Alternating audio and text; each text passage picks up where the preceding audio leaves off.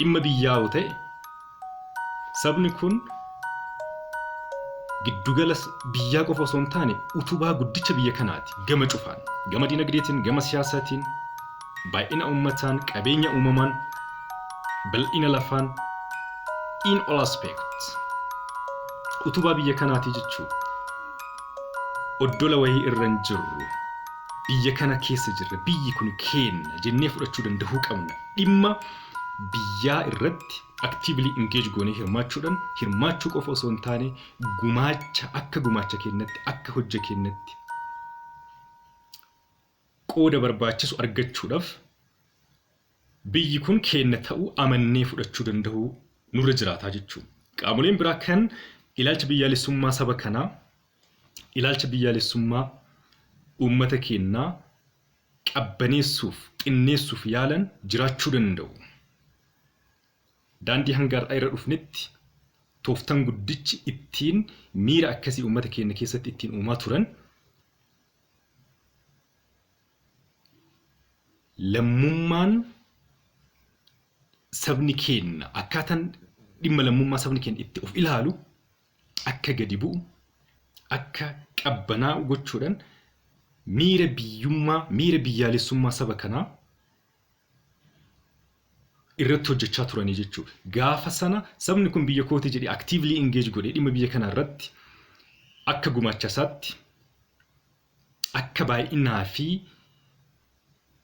bal'ina biyyaatti shoora irraa eeggamu baachuu qofa osoo hin taane qooda argachuu qabus akka hin arganneef purposely irratti hojjetamaa ture. Qaamoleen saba kanaaf hin qabsoofne jedhanis ilaalcha sana weelluu qaamni uummata kana daangessuuf faayidaa uummanni kun biyya kana keessatti argachuu qabu gumaacha uummanni kun biyya kana keessatti gochuu fi shoora taphachuu qabu irraa daangessuudhaaf weellisaa turan sana jalaa qabee weellisuun keessa fi alaayis dhageessisaa uummanni kun akka of daangessu godhamaa ture jechuudha. Ilaalchi jalqaba dhaloonni kun sirreeffachuu qabu irratti hojjechuu qabnu. Inni tokko biyyi kun keenya ta'uu amannee fudhachuudha. Gaafa biyyi kun keenya ta'uu amannee fudhannu dhimmoota gurguddaa fi murteessoo ta'an kan akka amma jennu kana irraa of daangessuun dhiinnee fi dhiisnee bahuun hin argamu amalan ta'u barteen ta'u jechuudha. Akkuma san qaamni saba kana bakka bu'a jedhee socho'us fedhaa fi faayidaa uummata kanaa hordofa yoo ta'e fedhii dhuunfaa, fedhii nama dhuunfaa fi garee muraasaa fedhii sabaatii ol hin caalchisu yoo ta'e xiinsammuu uummataa, xiinsammuu sabaa kana giddu galeessa godhatee socho'uu qaba jechuudha. Akka ammaa kana dhiisanii fi dhiitanii keessaa deemuun hafuu danda'uu qaba. Xiinsammuun mormii irratti, jibba irratti, maqaa wal xureessuu fi wal xinneessuu irratti sanarra darbee wal balleessuu irratti bu'uurame fuulduree ifa ta'e dhalootaaf uumuu hin danda'u. Mari'achuudhaan dhimmoota waloo irratti dubbachuudhaan fuulduree biyyaa murteessuu keessatti shoorri sabni kun bahachuu qabu akkuma baay'ina isaa akkuma guddina isaa guddaadha.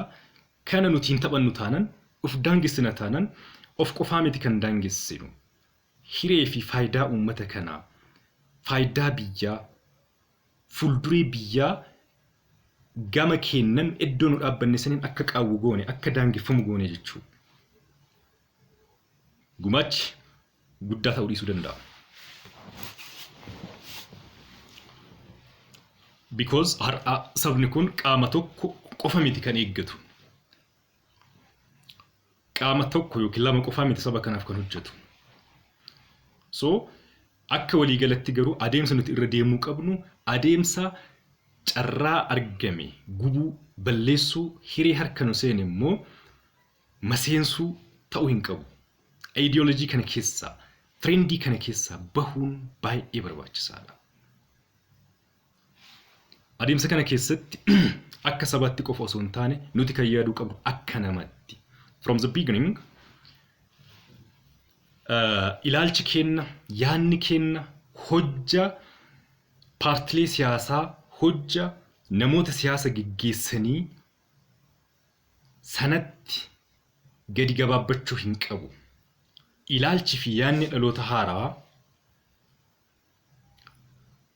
hojja dhaabbilee siyaasaa gahumsaa fi hubannaa paartilee siyaasaa fi namoota paartilee siyaasaa kana gaggeessanitti gabaabbachuu hin qabu jechuudha.